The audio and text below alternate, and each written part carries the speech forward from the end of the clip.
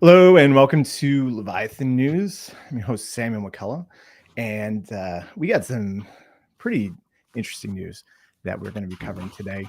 This has been one of the, I guess, most dramatic and market-moving DeFi stories pretty much of the year so far. And but before we get into that story, I just want to talk about our sponsor, FX Protocol. FX Protocol is a decentralized and stable levered and non-liquidatable leverage token. So you can come and you can either buy their stablecoin or you can buy their leverage token that gives you up to 10x leveraged, and you don't even have to worry about it. Never get liquidated. Just hold it, set it, and forget it. So if you want to buy BTC and you think it's going to go to 1 million, I'll buy it with 2x leverage and just sleep well at night. Okay, so that wraps up our sponsors. Today we have two heavyweights who I'm really happy to have on. We have Alex McFarlane from Keyring Network, and we also have Darren from IPOR Labs. Darren, you've been on here before, but Alex, this is your first time, so maybe we can start with you to give us a little introduction about yourself. Sure. So my background is quant stuff and nerding. I used to work at Moro, the investment bank, and moved to found Keyring Network a few years ago. Probably, I think it's coming up to our 3rd anniversary now, so maybe have a birthday party around now. And yeah, we do effectively a method of doing one-click KYC. So you don't have to do a selfie or passport upload. We can get all that information and get you compliant. Nice. And Darren? Yeah, my name's Darren. I'm co-founder of IPOR Labs. IPOR is both an interest rate derivatives protocol. So you can trade the IPOR rates. Think of it like more like the repo rate of DeFi for USDC, USDT, and DAI peer-to-pool. And we also have a new protocol out called IPOR Fusion. Think of it like a composable stack for automated asset management. That's pretty cool. And Alex and I met in Milan, actually, after Spaghetti ETH a couple of years back, and chatted rates. And yeah, it's cool to be here on a podcast together. Yeah, so today we're going to be talking about the USD0 and usual situation, or USD0 plus plus, that occurred over the past few days. It's been pretty wild. And I reached out to you guys because you guys had some good opinions that you were posting in Lobster DAO. And here at Leviathan, we steal like 80% of everything that we do from Lobsters. So we wouldn't exist without them. So had to have you guys on to come chat about this. Obviously, the opinions here, like none of us are a part of these projects that we're going to talk about today, like Morpho and Usual and Gauntlet and everything else. But opinions are ourselves. So, but for anybody that missed it, right, there's been some pretty crazy market movements in one of the bigger. We thought it was a stable coin, but now it's being priced like a bond. And in this protocol called Usual, right? So Usual is a stablecoin protocol. They came out earlier this year, and they've been growing really fast. They've hit $1.5 billion in just about 6 months, and they have 3 products, right? They have USD0, which is a stablecoin. It's fully collateralized by by treasury bills and cash. It's meant to maintain a 1-to-1 peg with the US dollar. They also have their governance token called Usual, which is handles governance and also is going to receive rewards that are earned by the treasury interest. And then lastly, which we're going to be talking about today, is USD0 plus plus. And this is what they call like an LST, or like a staked version of USD0. It had been trading like a stablecoin, right? So for the past couple of months since they had gone live, it had maintained a 1-to-1 peg with USD0. However, on January 9th, a couple of days ago, the team came out and introduced changes which changed the redemption floor for USD0 from, I think it was just 1 at the time, and they dropped it down to 87 cents. After that, the product depegged, or if you want to use a different term, repriced, price discovery. as traders sold off and they moved towards the peg. The price dropped as low as 89 cents before stabilizing around 92 cents, which is about an 8% drop in this product, which had been marketed as, stable and pegged to 1, but is no longer. And so it's raised a lot of questions now, because the team has essentially offered 2 options, right? So the first is that you can get out of your USD0 now at a 1-to-1 rate, and you can do that by essentially buying usual and using it to forfeit a portion of your rewards. I believe it's 10% of the position size. So if you have a $50,000 position, you would need $5,000 of usual, pay that. And there's some more that goes into that as well too. There's also a conditional exit, there's also the unconditional exit, which you can immediately sell at the 87 cents. So on its own, it wouldn't be too crazy, right? But because this product has scaled to $1.5 billion in such a short time, and more importantly, it had been integrated into permissionless DeFi, notably Morpho and Pendle. This is when things get a little wacky, right? So the Morpho pools, and I think this is where a lot of our discussion is going to be. Morpho is a great protocol. They have some great lending products, but the problem with Morpho is that you shift the risk onto, or at least the risk management, onto the curators. And so in this case, MEV Capital, which is a market making firm or a fund, if you want to call it, had set up 2 pools for the USD0 product. One of them was hard-coded to $1, and the other one used a Chainlink oracle. The one that was hard-coded to $1 saw significant inflows leading up to this announcement, like hundreds of millions of dollars. I believe the pool was either like $200 or $300 million in size before the announcement. And when the announcement came, the price dropped down to 87 cents, but the hard-coded pool stayed exactly at $1 in pricing. And what this meant is that immediately the utilization went to 100%. Like, all the pool liquidity dried up, because that's what you do, right? It just makes sense. You take all that pool liquidity out. You either you can't unwind if you've deposited collateral, because your collateral is now worth 87 cents, but the lending protocol is valuing it at $1. And so interest rates skyrocketed.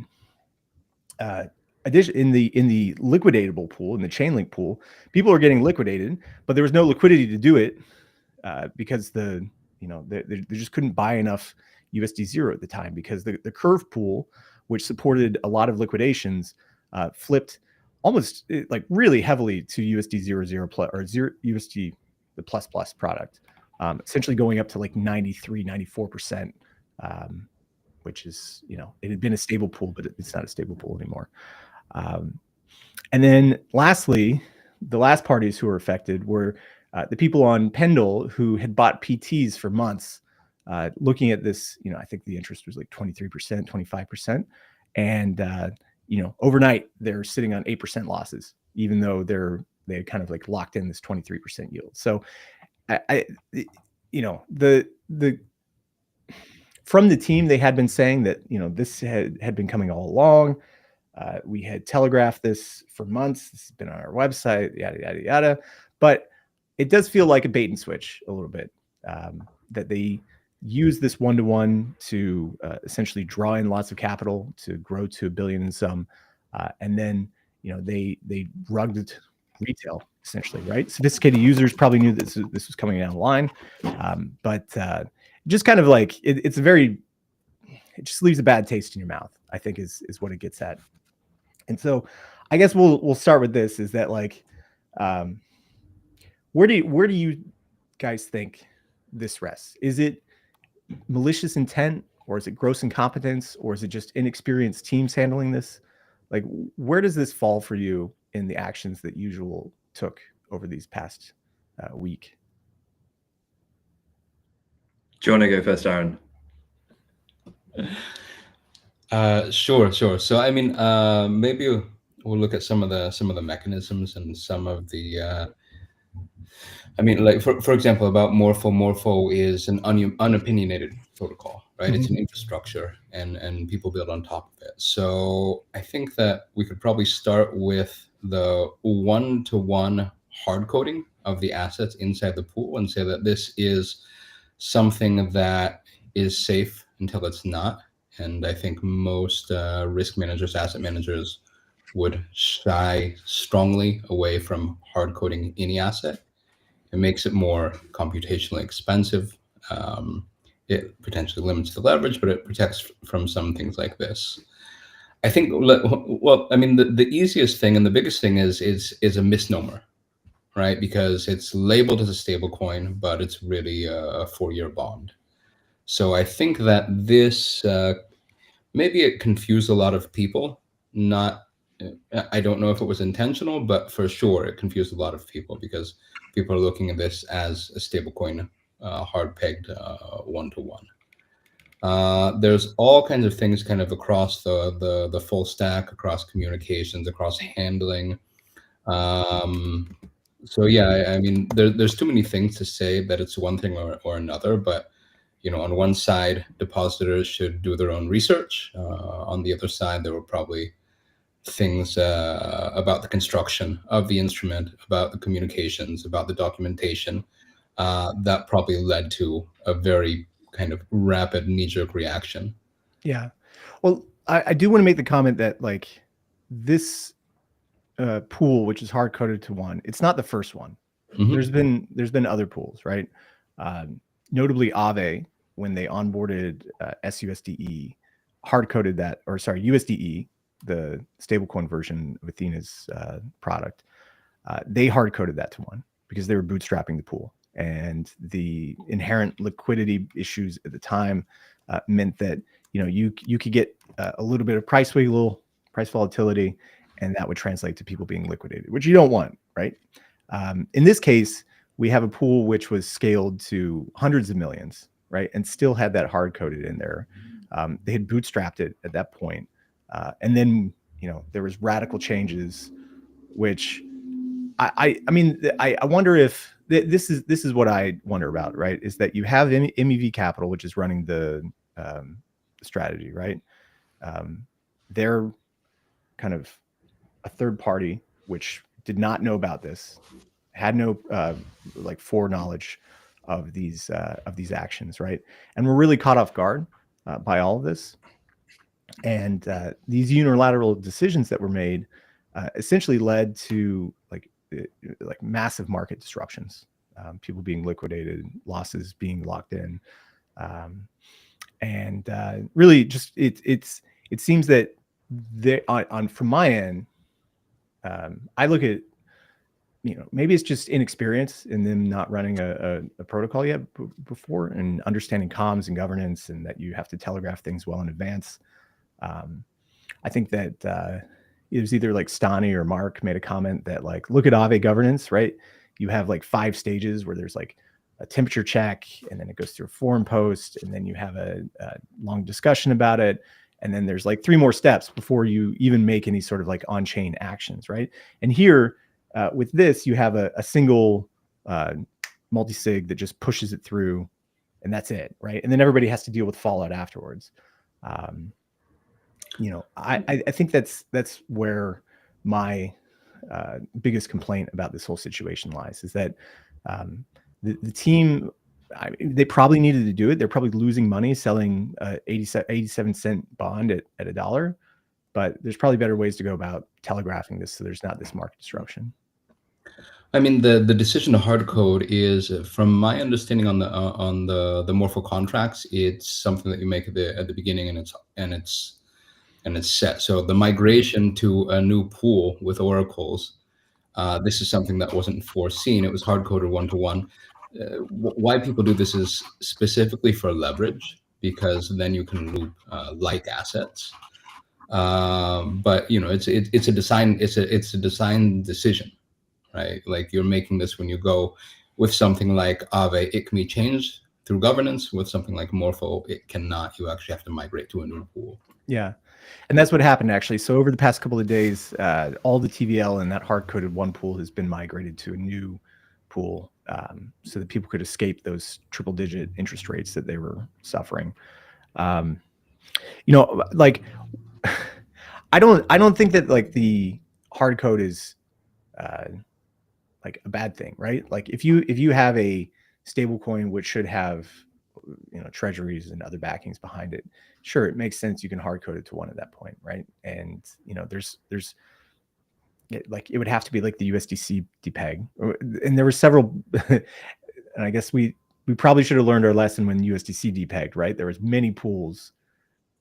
Yeah, I was going to bring that up actually, because I think the whole thing comes effectively to what is cash and what is a bond, and I think that's part of the, I guess, kind of the discussion which we're finding out in DeFi at the moment and still going on, is that what are you going to consider cash? I mean, I was just double checking that I was correct in saying this, but the UK government print notes that say I promise to pay the bearer on demand the sum of £5 on a £5 note.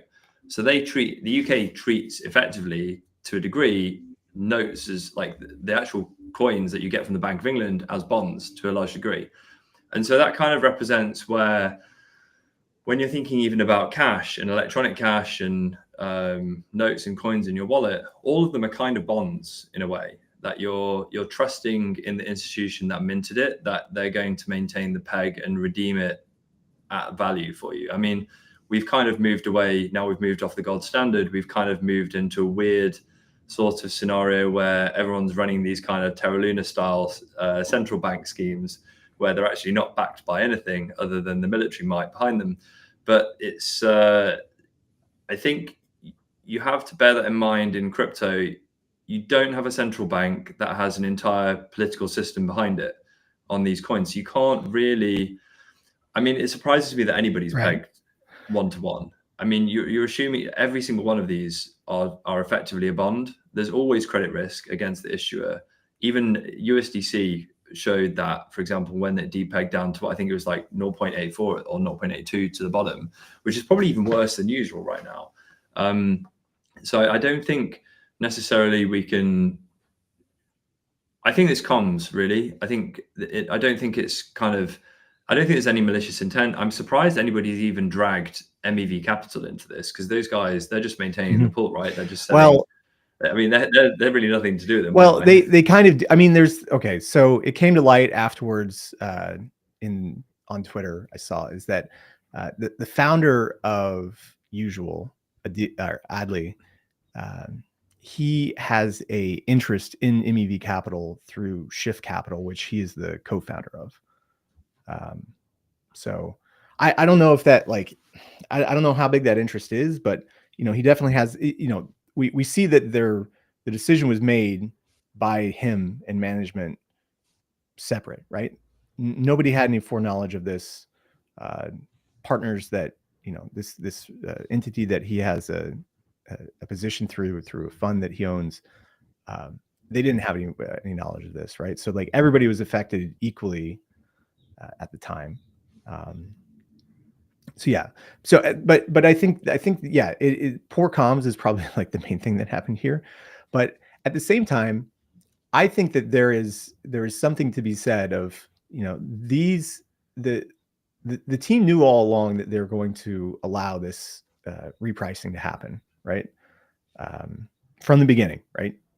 And yet they allowed one of their biggest trading partners, who was supporting the protocol, to go out, create this hard-coded pool, and then allow it to get to hundreds of millions in size, and allow for Pendle to suck in all of this PT money before making the change, right? Like they must have known that, okay, like Pendle's been selling, the USD0 at $1 plus the 23 interest for months now, right? With the assumption that it's going to be 1-to-1 when people get out, and the hard-coded pools are also 1-to-1. And these is like hundreds of, this isn't like a small pool. We're talking about hundreds of millions of dollars in asset allocation here through leverage and through Pendle. The Pendle pools were really wrecked, right? Because those have seen massive outflows. They're almost like 90% down in TVL. But even still, it's just they knew this was coming, and they allowed these DeFi pools to kind of like get to the size that they were before making these changes. But I think it was a complete play on interest rate environment. Oh, sorry. No, go on, I mean, Darren. no one's holding a gun to anyone's head and saying deposit, right? So it's also DeFi users' temperament to jump into things, maybe not with a full understanding. So even if we look at a Pendle pool of the USD0++, it's a bond of a bond, right? But the average DeFi user that may just ape first goes and looks, they scan DeFi Llama, they see an high APR, and they jump in. On the other side, you have other users on Twitter, and actually some that are looking to build strategies in IPOR Fusion that say, well, it's very clear that this is a 4-year instrument. For example, the IPOR Fusion USDC optimizer, it had exposure to the pool, and we cut risk. To be honest, I didn't know about the instrument. There's an entire separate economic work group inside of the DAO that sets the parameters for this lending optimizer, which is, it's a USD stablecoin optimizer. And we were one of the first to cut risk, probably the second after Gauntlet. Mm-hmm. But the one of the reasons for actually entering that position was the one-to-one pegging and the redemption, and one of the reasons was because of the float to the bond price. But no one's holding a gun to anyone's head and saying deposit hundreds of millions of dollars. So I think that a lot of it is, if you have a misnomer on a stable coin and you create a coupon of a coupon, and then you lever that up, probably tends to be fairly risky in general. But also definitely the comms and the really rapid float. Everyone was searching for, how were these different protocols and people de-risking, for example. Mm-hmm. Gauntlet was one of the first to cut risk, and everyone was like, okay, great, they have this great automated engine. But they came out and said, no, we saw it on, I can't remember, we saw it on Telegram. We war roomed it, and it was time to cut risk. And that was the same thing with the IPOR DAO economic work group. Very quickly turned this fuse off that deposited that pool. But this is very reactionary. This is very reactionary, and the best type of risk management obviously is proactive. But it's definitely a comms issue if you have something that it's not technically a Depeg. It's, let's say, a price discovery to the natural discount. Mm-hmm. But if it happens at a certain hour, that a lot of the people are asleep, then either, I don't know how to look at it. Definitely comms problem. Could it be malicious? Is it unintended? Whatever it was, it's not well telegraphed and well coordinated, and that led to very strong issues. Right. Maybe we can run through the Gauntlet post actually. So they received word at 4:56 Eastern on the 9th about this, the unconditional one-to-one redemption was over via Telegram. Right. 1 minute later. And that's just that's all about 11 o'clock Central Europe time, 10 o'clock London, and Asia's asleep. Right. So it's weird it's a weird time, right? Because the usual team is French, and so they're releasing these parameter changes like near midnight. Like, I'm like, what a way to stay up late into the evening, right? Has anybody checked the bond market, like what that was doing at that time? Because I think the whole premise of this, if I remember correctly, well, I guess it's all over the news, is that there's been a bit of an interest rate crisis this week and the last week. So the FOMC minutes came out, and they basically, all the market was pricing at least another cut this year. Inflation data came out pretty strong. Jobs market came out even stronger, and now markets are not even pricing any cuts this year. And I think when you look at Usual's business model, it's basically a gamble that the peg, hard coding the peg, is a gamble that rates are going to get cut. Because if rates get cut, they're sitting absolutely cushy on a shitload of government bonds that are looking pretty high priced. and they're going to make a killing. The problem is when rates don't get cut, the worst case scenario is that they could be in for a hike, and then they're in real trouble. And I think what's happened is there's been such a 180-degree flip. I mean, it's caught everybody off guard. If you look at the UK news, I think we all everyone who's got an English accent remembers Liz Truss and the cabbage, or was it the lettuce scenario? We're actually way higher than that right now. Like gilts are trading higher than they were under Liz Truss right now. So this kind of scenario, I think, has caught a lot of people off guard, and I think it's caught the usual team off guard, and the speed and ferocity in which the markets have moved underneath their feet. I think they would have been sitting on some really heavy losses and potentially even gone bankrupt. So that's why I'm looking at when I see the top, when I see the time, my first instinct would be what happened in bond markets that day, and were they basically stopped out or something? That's a really good analysis, right? Because we have seen kind of this like shift in the bond market. I think that there was several rate cuts that were priced in before Trump was elected. Now I think those have been taken out, right? We're kind of like reaching the terminal rate already. And with the higher inflation that's expected to come from Trump and the massive amount of government spending that's coming, like people might be pricing these bonds higher, right? And if they've locked in all these prices, right, then they could be taking like significant losses. Yeah. But in addition to that, they've also been selling a 87-cent bond for $1, right, for months now, through their protocol. Just to go over like how the issuance of USD0 works. There's if the price of the bond is at $1, then they will mint more, right? And they'll increase the supply of 0++. If it's below $1, like it is right now, then any new purchases will come through them going out to the curve pool or somewhere else to buy that first. And so the supply had grown up until December. It had peaked in December at about 1.5 or 1.6 billion. So they had convinced market participants to come in and essentially give them capital for 4 years, right? Usual now has $1.6 billion worth of capital, probably allocated into bonds and other assets that are providing the protocol $60 million. So at this point, there's like lock-in, right? There's no getting out. This is part of the business model, right? Yeah. It becomes a bit of a Hotel California, and in DeFi, 4 years is an eternity, right? So I think from the business model, they did something smart.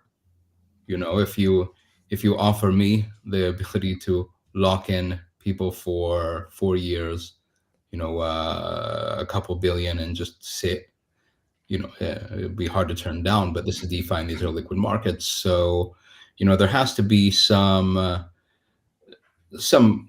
maybe the misnomers, you know, actually help feed that TVL when people don't necessarily understand what they're locking. Like for example, if you look, you know, like the 4-year V curve locks, you know, that are now unlocking, but you know, who knew what would happen in that time? You have all of these like duration risk and mismatch things in DeFi that we have proxies to that can be very similar to this situation. That, like for example, the indefinite risk of you know, of the hard fork for, you know, STETH and ETH and the migration to the staking mechanism. And these kind of duration risks and duration mismatches have led to a lot of very, very big issues and very big blowups inside of DeFi, right? Mm-hmm. You know, when Celsius was unwinding their STETH position, you know, they were selling it at a discount, yeah, and people could slurp that up, but you're taking on, you know, as a buyer, the indefinite hard fork risk. Or if we look at, you know, what was the issue with basically the death knell of Silicon Valley Bank? It was their bond portfolio moving in the opposite direction of rate hikes, and you know, Elizabeth Warren calls it bank run, but they can't meet their obligations because they're underwater. Or even in DeFi, this past summer, we saw Renzo, I believe it was Renzo, Depeg, and Yep. it led to Gearbox losing 50% of their TVL in one day.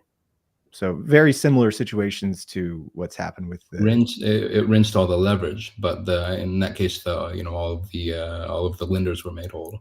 Yeah. I think in this case, like the leverage is able to sustain, right? Some people were liquidated. A lot of people had losses kind of forced on them overnight, and there was this transition to these new pools. The old Morpho pools have been transitioned to new Morpho pools. The Pendles PTs have pretty much been completely unwound at this point. I think the effects from this is going to be twofold, right? And one of the things that I would like to see is that looking at the Gauntlet series of events, right? And also for IPOR Labs, right? For sophisticated market players who are able to get direct communications from the team, who are able to scan and watch the MSIGs for the transactions coming down, have 24-hour market monitoring services. So when the price of USD0 on Curve drops below, like 98 cents, it allows these sophisticated players to essentially like pull their liquidity and limit losses, right? And that's their job, right? The biggest knock-on effect for these changes are going to be downstream retail unsophisticated users who may not completely understand how a bond should be priced, right?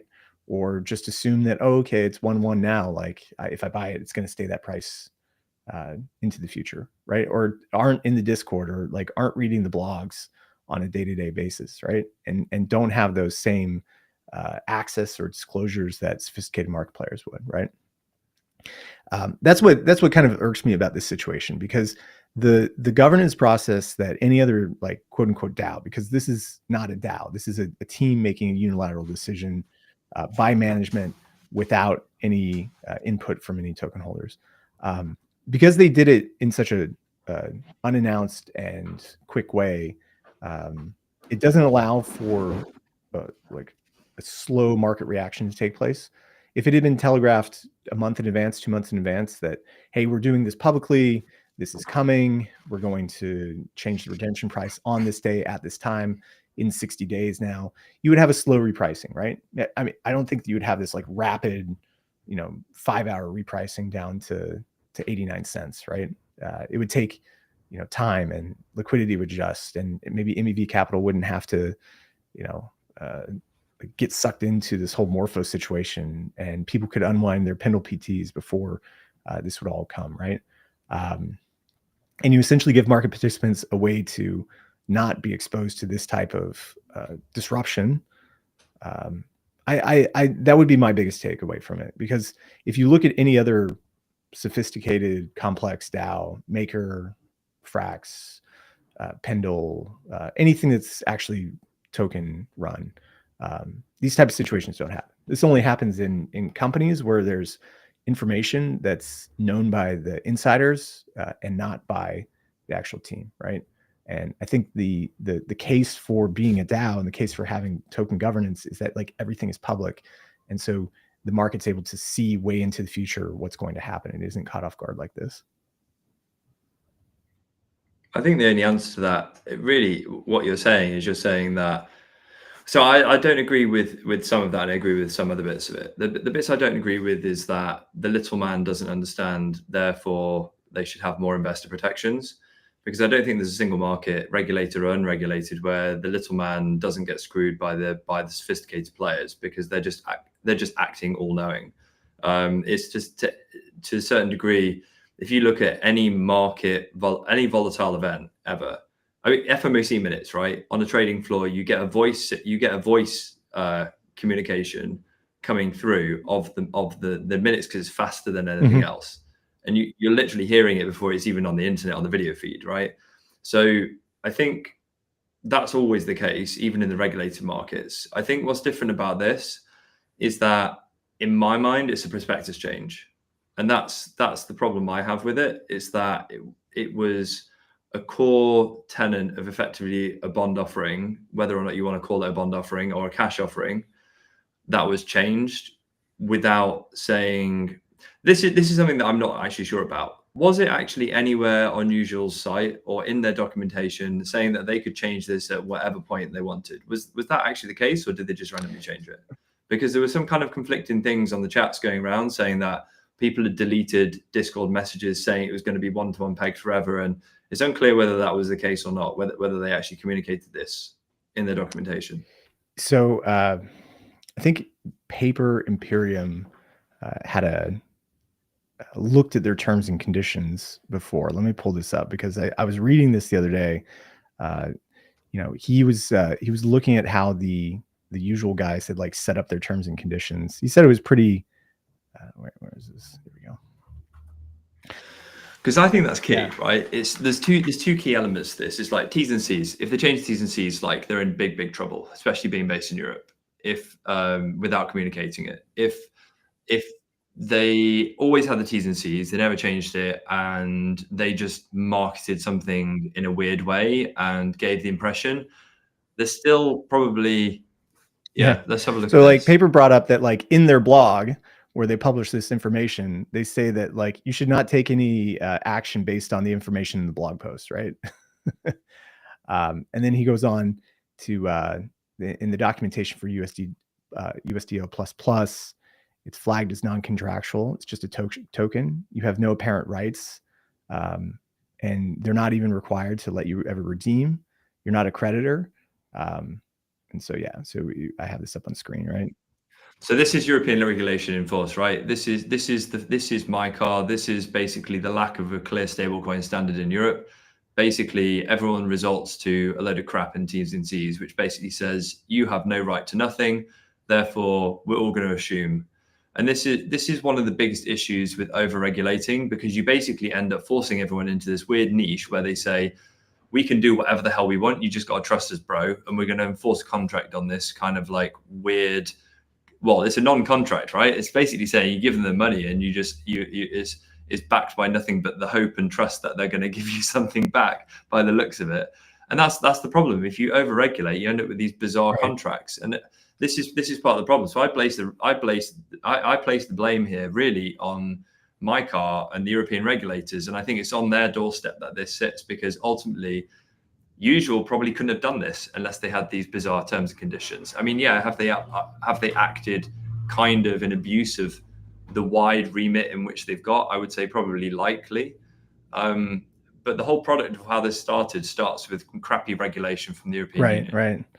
I mean, this is just like downstream of all the MICA stuff, because like you said, it usually is European based.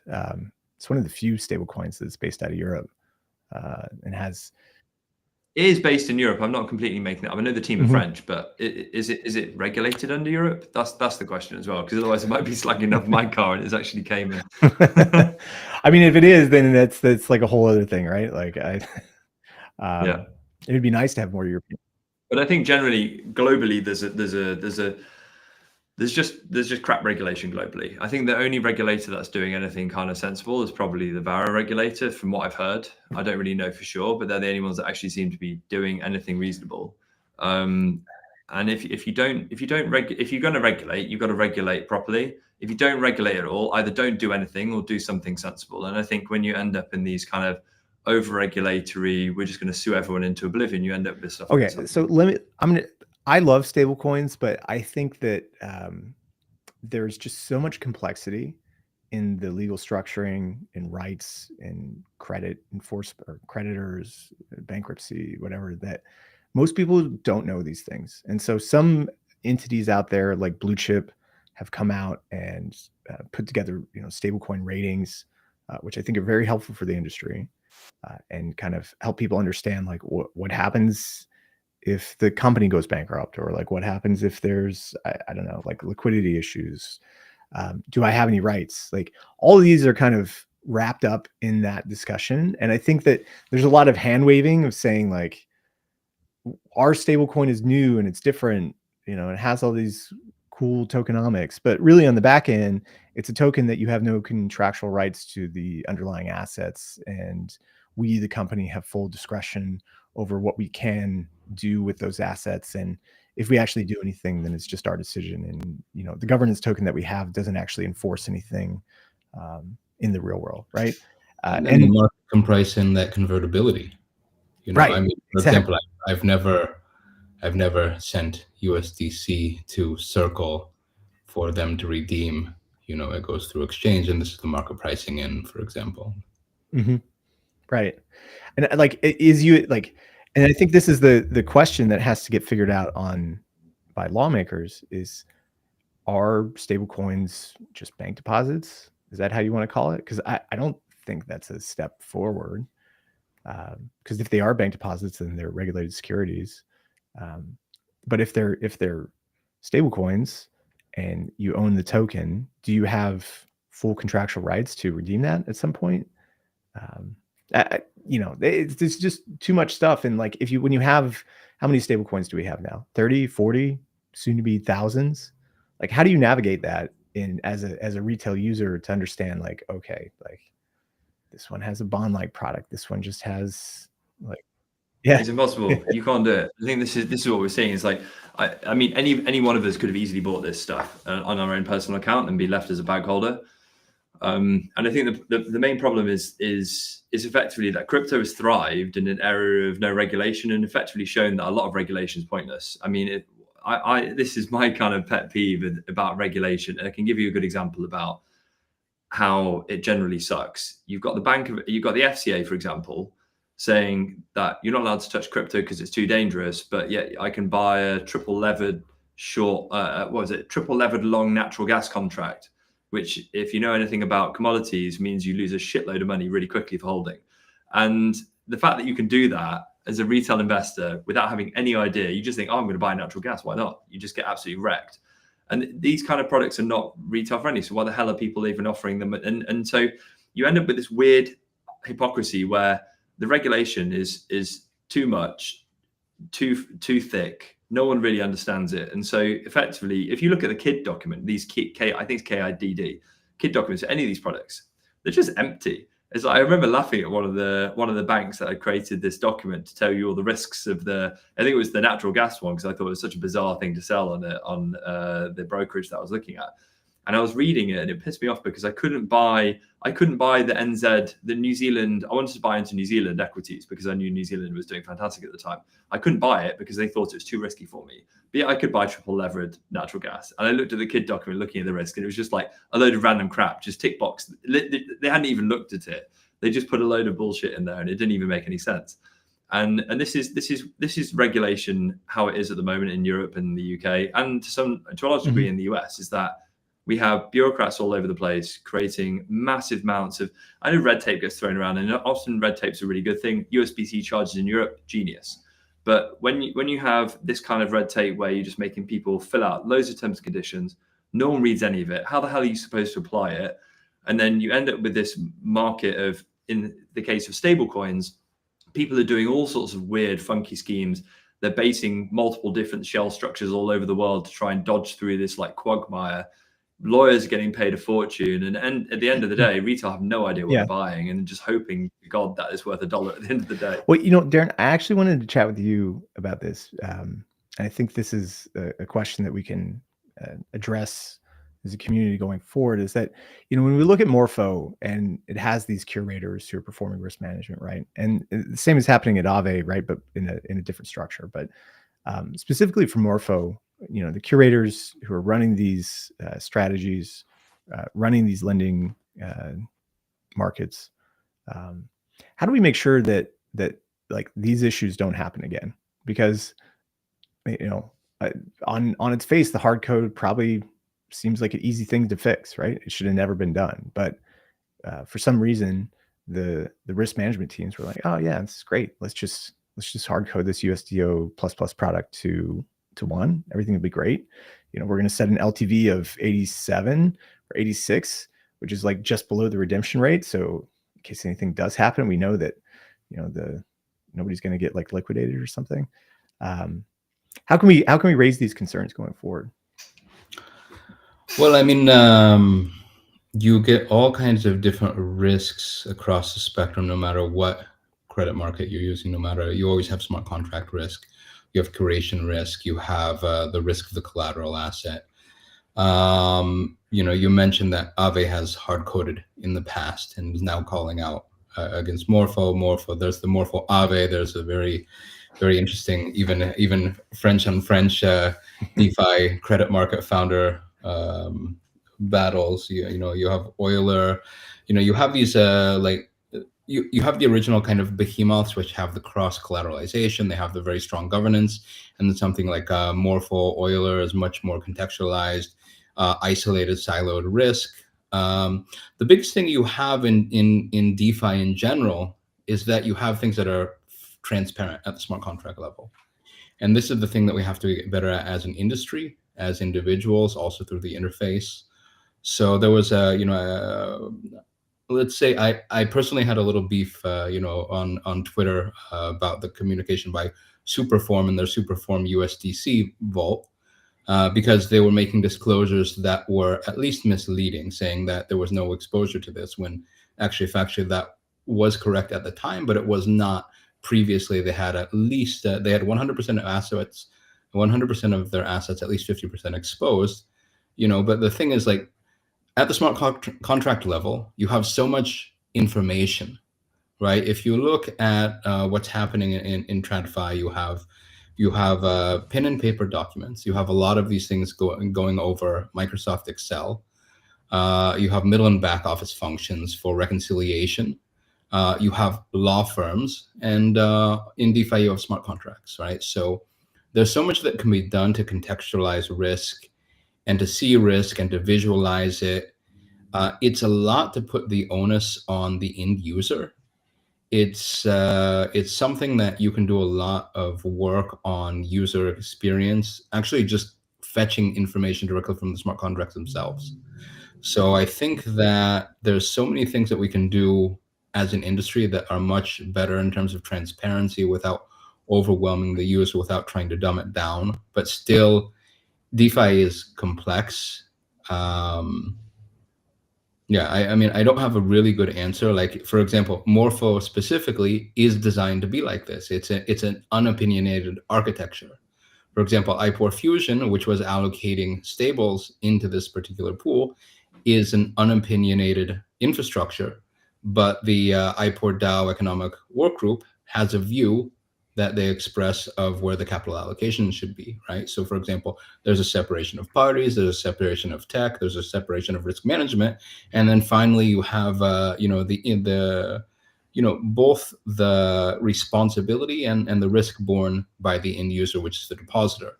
Mm-hmm. So I think that there's no innocent party here, but in general, definitely the communication by both the risk curator and the project team can be much, much better, and that definitely led to panic.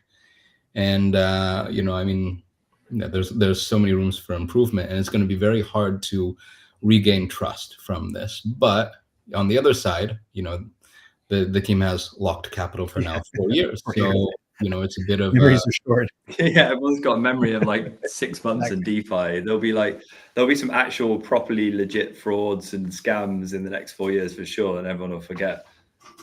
I've got a question where you guys think how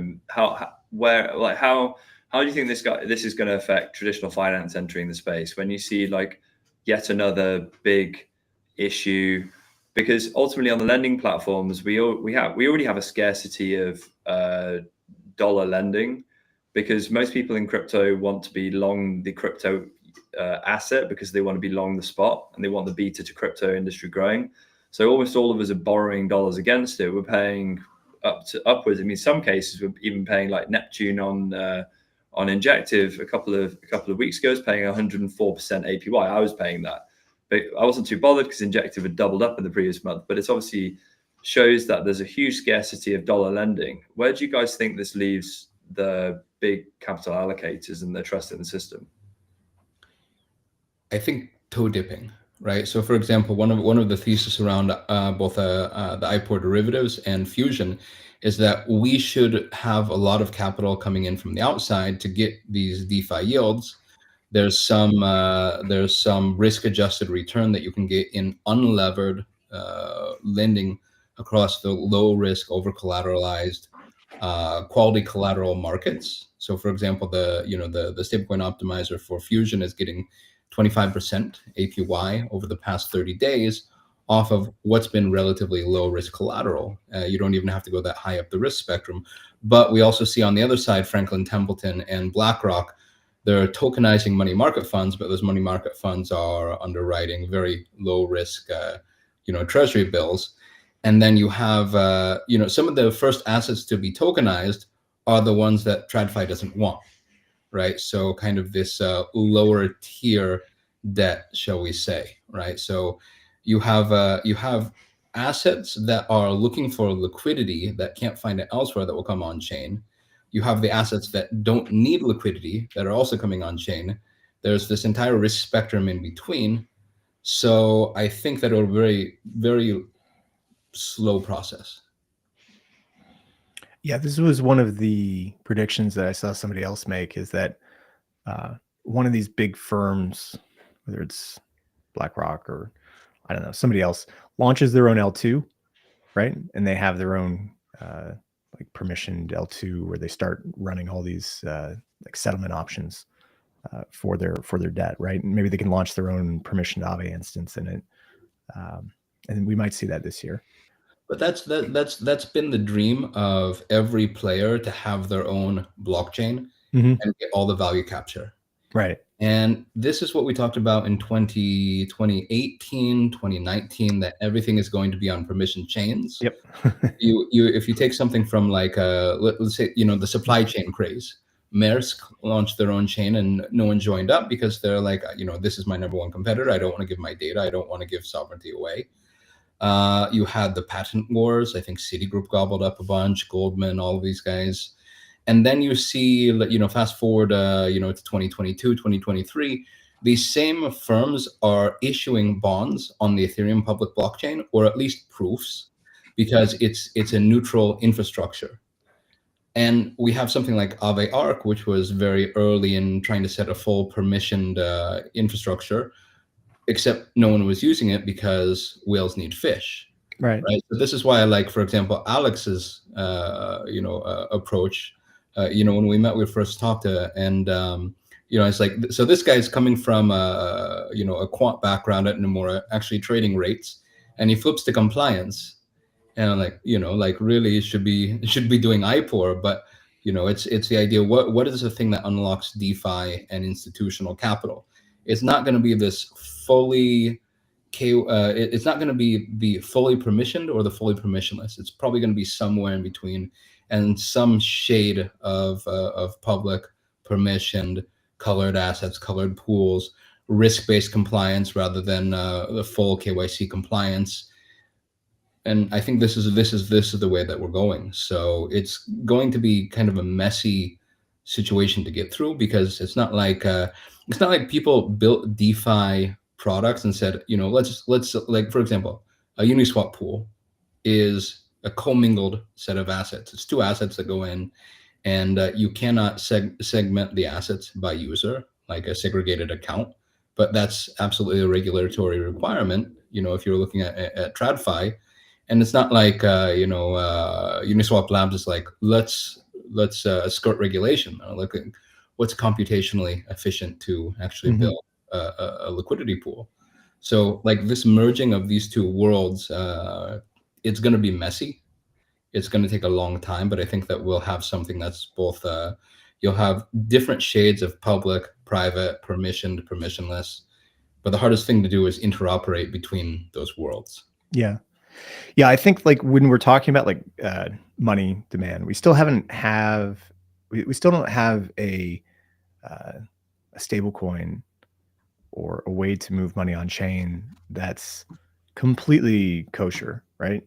USDC still has questions. USDT very questionable about like whether it's going to exist in 10 years, probably with the size that it is, but like the US government has not signed off on any of these stablecoins yet. And I think that until we get that, there's going to be liquidity constraints in these markets, and we'll probably see these high rates, right? But the market has signed off on those stablecoins, right? The stablecoin industry exists because of Tether. Right. Tether was launched on Mastercoin, which became Omni because it filled a niche. There's a cross-border trade that goes in USDT between the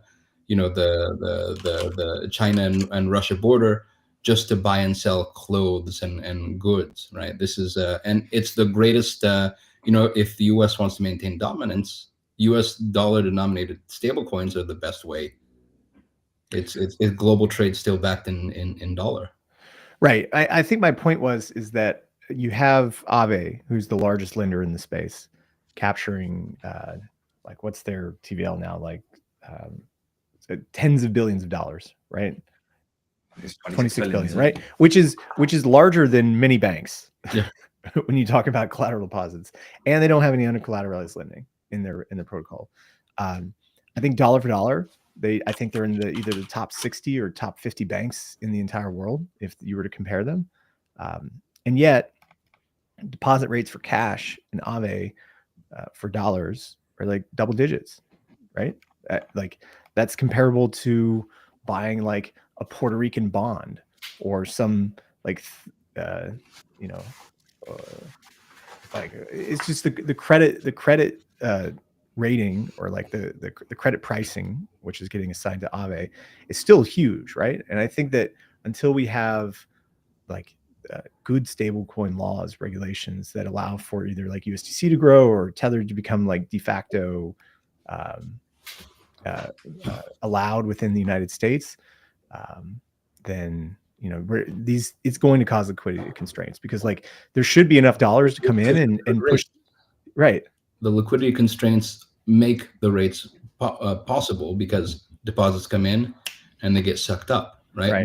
That's the main driver. So this liquidity constraint gives the depositors the good rates. And the opposite side, in the last bear market, we had an excess of liquidity that was so trapped in DeFi, and it was getting sub 1% yield when you could get 5.5 in treasuries. So years. Two sides.